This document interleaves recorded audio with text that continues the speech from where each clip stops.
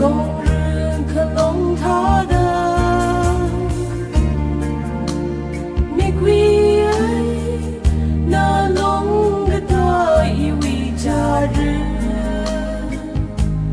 那为王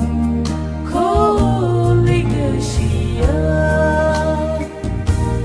不寻常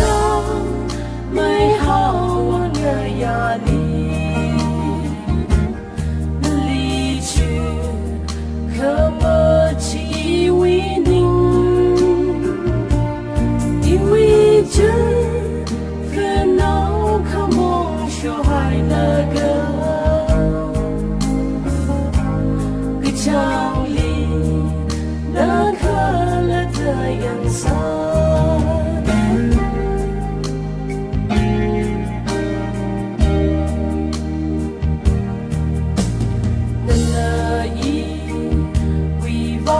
khi phơ ninh đi khờ la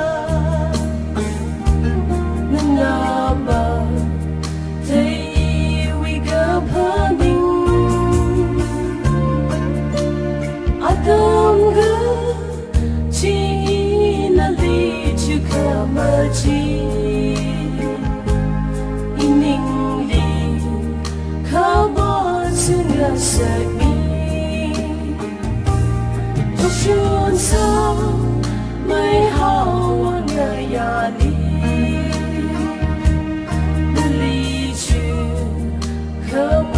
其为您，因为这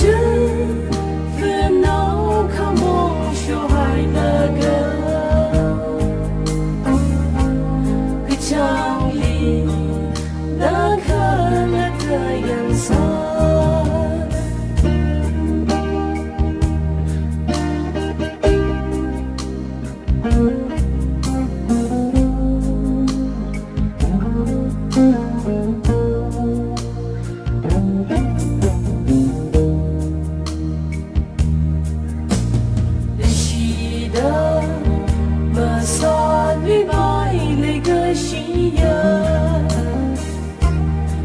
那么